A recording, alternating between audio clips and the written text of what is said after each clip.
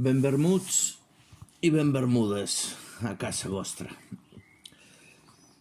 Se'm demana que expliqui d'alguna manera aquest artefacte líric titulat Quadern de l'ornitòleg. Un llibre pandèmic, com ben bé demostra aquest acte mateix. Sense voler donar claus de lectura, doncs això en poesia és complicat, si més no estèril. Puc dir 4 coses que s'han tingut en compte a l'hora de la seva confecció. En primer lloc, potser que tot això és la conseqüència de l'observació de la condició humana menys noble, potser menys lloable. L'origen de cadascun d'aquests llargs poemes està en la premsa, en la recopilació durant 3 o 4 anys de les notícies que vas llegint i que graten l'estómac de les emocions, les lectures desagradables que alteren l'estat d'ànim, les notícies que ens vergonyen com a participants d'una certa conducta cívica, la violència que culmina en morts en diverses manifestacions, l'abús del menor, la vida marginada en presons, escoles, hospitals, les peripècies de la immigració menys digna, una mena, en resum, de càmera dels horrors que la hipocresia acostuma a dissimular. Estèticament parlant, hi ha un repte lingüístic. Traslladar el llenguatge periodístic al llenguatge poètic. La simbologia dels ocells es deixa notar entre els versos de manera intermitent, entre una certa humitat relativa, com diuen els versos, i una sensació tèrmica que condemna i alhora rescata les escenes a i de l'oblit. No sé si té definició aquest tipus d'enfrontament al fet poètic. Hi ha com una mena de barreja entre el que s'ha definit tradicionalment com a moral, social, de denúncia, de consciència crítica, política, de compromís. No sé, una mica de tot és possible, però no sé si em puc identificar completament amb alguna d'aquestes etiquetes. Sí és cert que ho he donat en llengua catalana perquè no conec, dins la meva ignorància, exemples similars fets en poesia, i és possible que aquesta modesta aportació empleni un espai, si no verge, sí poc freqüentat. Hi ha un ritme no sil·làbic, no de còmput, És un ritme que jo dic prelògic, que intenta ser també resposta instintiva davant la reflexió al respecte de cadascuna de les situacions. Els poemes són llargs, pretenen mantenir una història, hi ha una vessant narrativa i estan repartits en estrofes no tradicionals que formen nuclis poètics aptes per a la meditació. O almenys això és el que s'intenta. Aquest cant coral s'ha expressat en un dia com el d'avui, en el millor que m'ha donat la poesia al llarg dels anys i que m'hi he dedicat. El cant coral dels amics que he anat trobant en aquest ofici i que ara han volgut acompanyar-me en aquesta posada en escena. I què més? Doncs, per últim, val a dir que el llibre és una petita joia editorial, gràcies al treball professional del Jaume Llambric, que ha elaborat per a la seva editorial Petròpolis un objecte de luxe amb una cura exquisida de cadascun dels detalls. He quedat molt satisfet d'haver treballat amb ell i espero que no sigui l'últim cop perquè ha estat una experiència altament satisfactòria. I dit això, ben vermuts i ben bermudes, podríem passar a brindar tots plegats per aquest naixement al qual li desitgem llarga vida en companyia de tots vosaltres.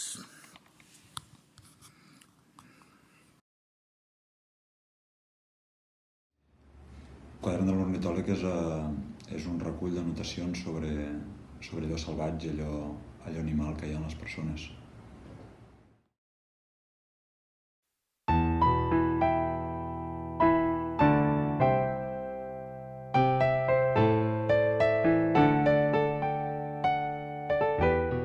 Potser cremi al capvespre després d'un sol pallús, més enllà de la densitat silenciosa de la llum que s'enfila per la claraboia.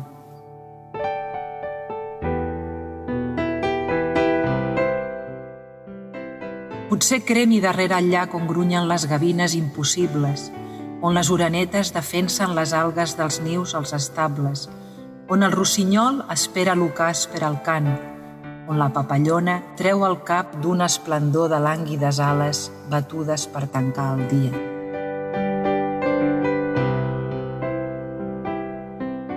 Potser la pluja que eternament es posa sobre el poema, sobre aquest lloc tancat en què el ritme i una altra realitat consagren l'instant.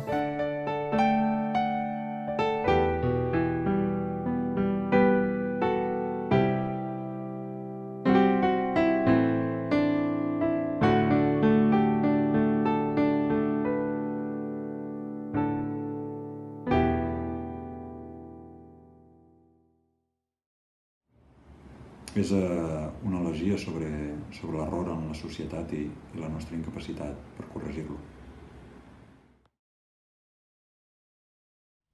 Dona amagada amb filles. En fi, què us explicaré dels noms ficticis, de les cases d'acollida, dels canvis de domicili? En fi, què us explicaré del plor a l'estómac, de l'amenaça a l'estómac, de l'espera del judici a l'estómac, i cops, i crits en la memòria.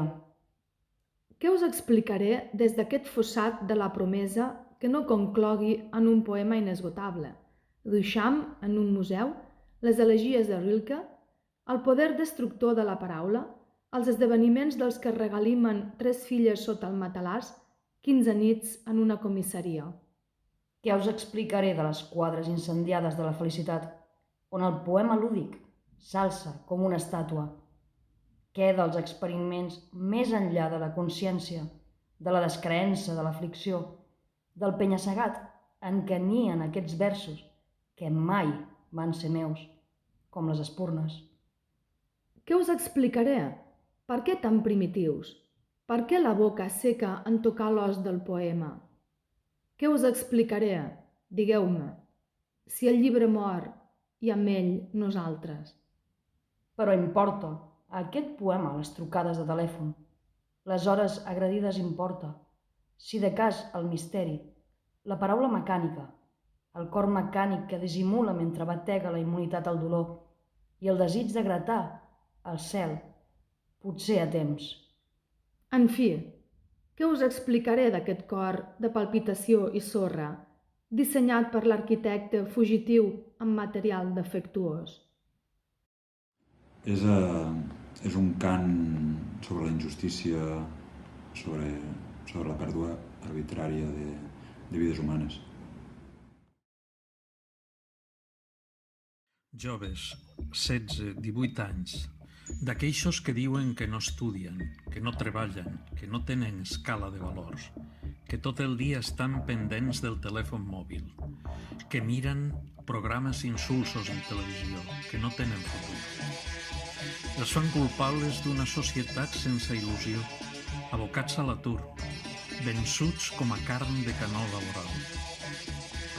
Joves que contenen el seu plan, el seu malestar, la seva indignació i en silenciosa processó col·loquen urnes, caixes de solidaritat, d'amor resistent per a que tots en el centre depositen la voluntat per finançar, segons disposin, la repatriació de la seva companya, que era com ells, que pensava què serà de nosaltres, que pensava en l'amor etern mentre besava un nuvi recent amb esperança i tendresa.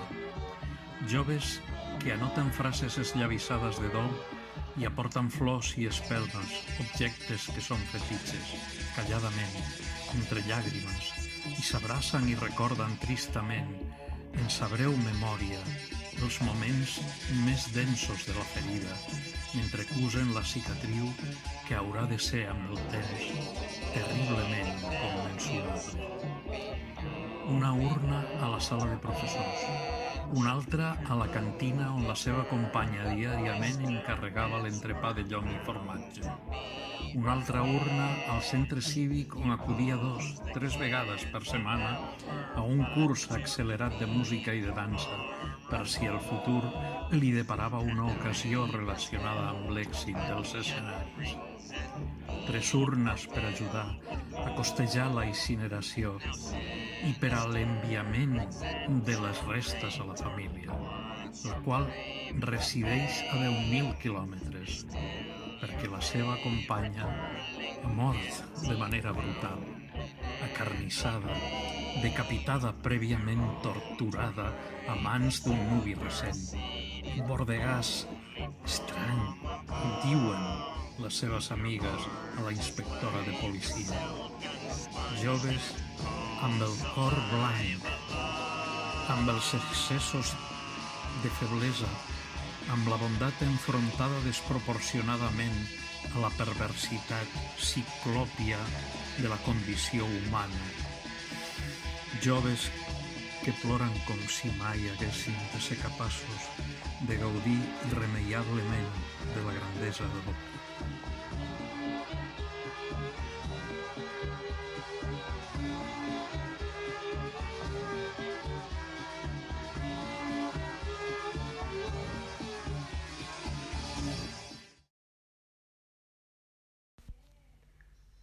Rai i Medusa, primera estrofa.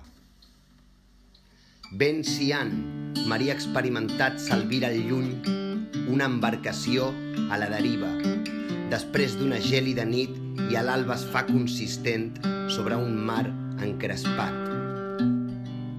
La soledat del cant ja callat, la set a l'incendi nocturn de les zones, l'ossada dels 15 cossos, sense vida s'ordena calmada perquè sua el salnitre sense remei, ja lluny del món.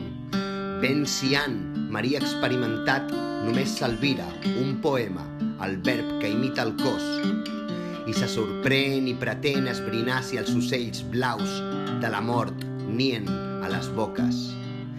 I descobreix que ningú els posa aigua mínima pel viatge, comprova que acabaren clavant les ungles als troncs, que una medusa recorre els seus torsos com una deu o un cant misericordiós.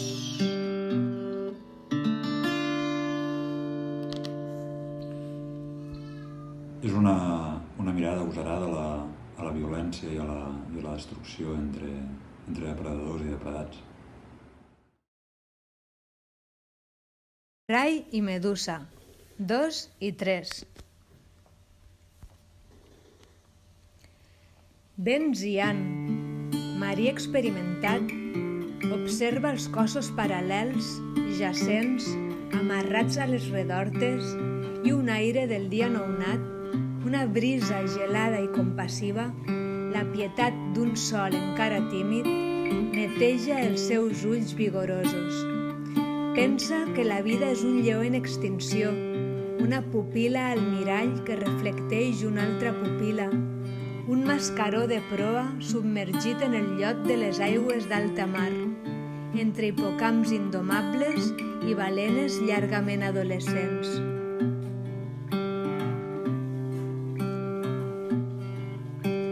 Ben Cian, marí experimentat, coneix l'origen del món, ha navegat pels oceans de l'horror i la tendresa i, per fi, amb la gola serena i el cor astorat, es disposa a avisar la tripulació que encara dorm el profund somni dels innocents. És una hipòtesi sobre la lògica de les ments perverses, una teoria sobre les ovelles negres.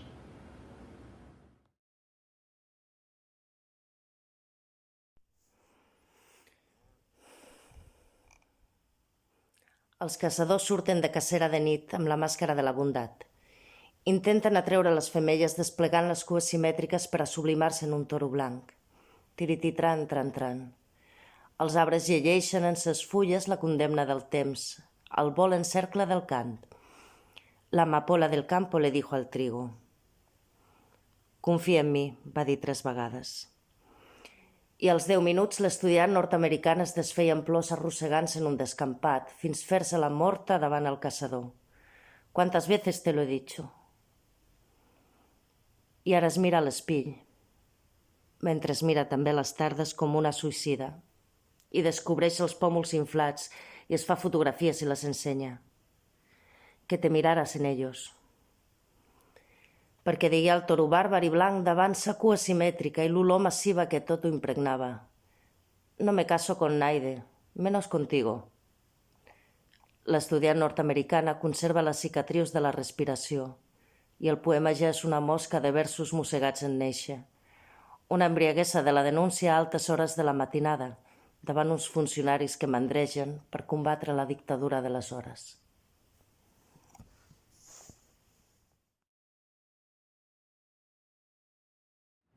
És una crònica negra amb versos blancs, amb versos lliures. Alas i mur.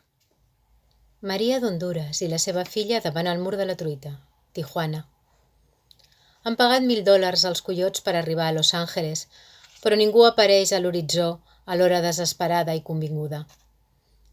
Alguns de la caravana sí han aconseguit passar a l'altre costat, però elles han seguit el rumb de la gramàtica, amb ses peülles de bou. Han travessat els ponts de la mirada cansada, l'exili de la realitat cap a la realitat del poema, on igualment s'emmalalteix per no tenir medecines, i hi ha brots de fam, i milions de persones igualment emigren, pàgina a pàgina, amb tinta que és pell, acumulant el caos de síl·labes amuntegades en els poemes veïns, després d'un proemi de signes, sinalefes d'angoixa i pèrdua. Bona mort. La llença pel balcó, perquè el desperta de la migdiada. Ell ja va pagant la seva garjola, i ella porta 7 anys en coma. I ara l'home, amb el 3è grau, es planteja la desconnexió, perquè la veu patir massa, i ja sap que té ell la culpa. Quin sentit té l'agonia? Es pregunta. Com a bou ferit? Com a pistola llençada amunt amb sentit? Com a ampolla de nàufrag? It is cool and dim inside, but the patio is sunny, escrivia John Ashbery. El pati assolellat, el racó on romanem els tranquils, els que tants anys i un dia portem aquí asseguts, amb les cares al sol. Aquesta gent al sol, com en una pintura del silenciós Edward Hopper, mossegant per dins. S'està fred a les galeries, en els propileus de barrots i portes enforrellat. Però aquí, al costat de la nostra quietud, la quimera de la fugida que mai no ha d'arribar ens dona la calor del matí, la blanca llum del quadre, perquè la vida es redueix, clara nit i boira clara, a un únic dia parsimoniós.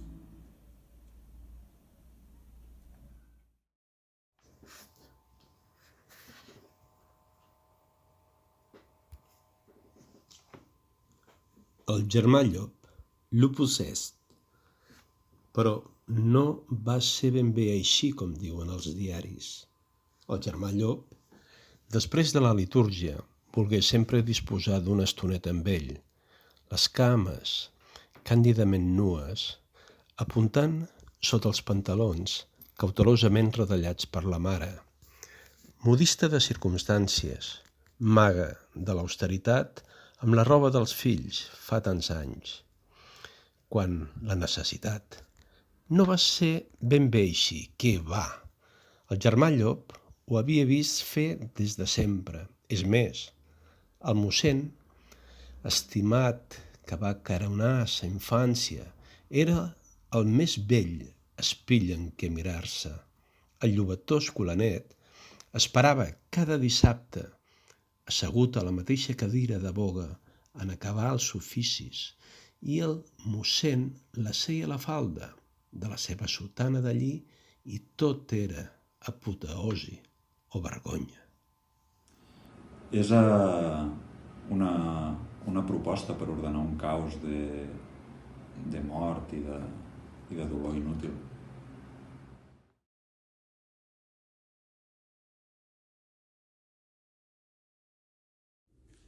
Llibertat s'escriu, cony. Sempre acompanyada per les paraules del poeta Agostino Guterres, Libertad s'escriu boqueta. Sempre també la mare present. Ara escampem les seves cendres en aquesta costa africana, en aquest mar on es capbussen les gavines de vermellós i gruixut bec, i escoltem els esgarrips que s'eleven i davallen sobre els nostres caps. Sempre la mare present, nascuda a prop d'aquesta badia atlàntica, entre la melca i el mill, entre l'arròs i el blat de moro. Aquí la mare va ser repudiada per la família, fa ja tants anys, quan nosaltres vinguérem de Lisboa a conèixer els avis. No hem tornat fins ara, potser reclamades per la veu de la sang, de la terra, dels nius d'aquestes gavines, els aiguamolls, entre els herbassars de les llacunes, a prop de les deixalleries més llamineres.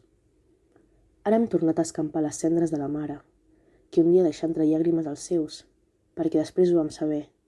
Tots li demanaven la nostra entrega a un ritual familiar ineludible, la nostra ablació sense miraments. Vam saber amb el temps el coratge que mostra la mare, el sacrifici de continuar enviant diners als seus, tot i que mai torna a veure'ls, a tocar-los al rostre, a caronar les seves mans, sentir el cor bategar al costat del seu. Vam saber per nenes de la nostra edat com es viu l'intens dolor, com es converteixen les hemorràgies en quistos, la hipoteca de l'esterilitat, com s'arriba del tètanus al part, a la desoladora cicatriu de la memòria.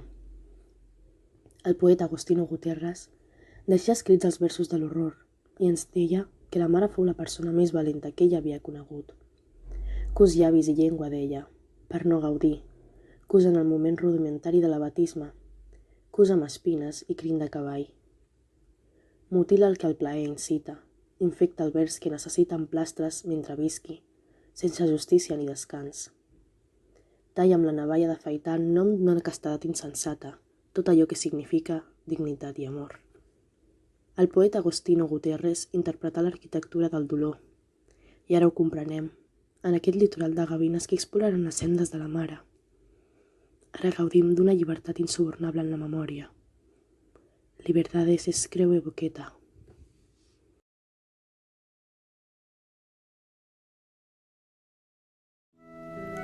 Lloguer i finestra. Hi ha qui cau per la finestra com una papallona de llarga trompa en espiral i ales abatudes.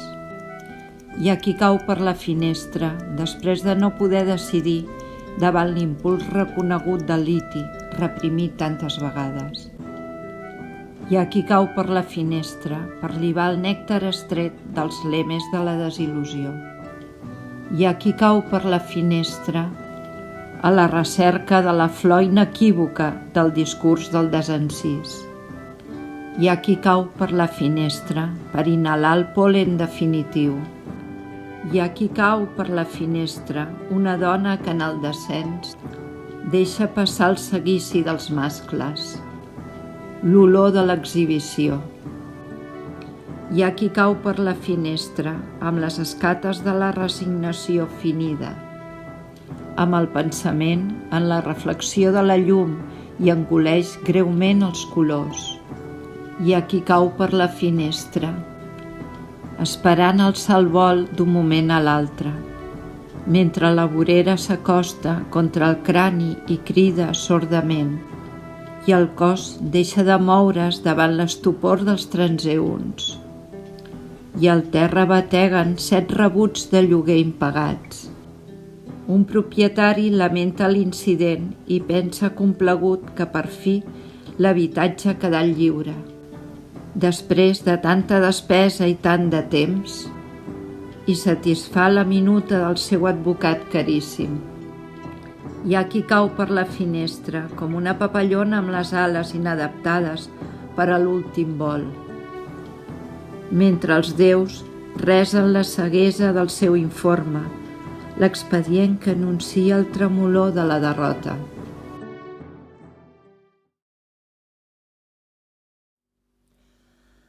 Algun dia haurà de sospesar serenament si les entremaliadures dels queixosos joves per 2 nits de calabós serviran per a compensar l'horror.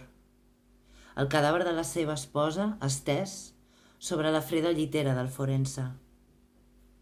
Algun dia rebrà comunicacions de dol i algú explicarà als seus fills per què la mare va ser apedregada mentre conduïa, per què una llosa de 5 quilos li va aixafar el crani mentre reduïa la marxa davant l'estop, per què les riallades d'adrenalina que evidenciaven les ortodòncies dels homicides humiliaven eufòriques la seva dona, mentre es desagnava després de les repetides contusions, pedra rere pedra, amb el trànsit detingut, mentre corrien que se les pelaven pel pont els 5 marrecs victoriosos.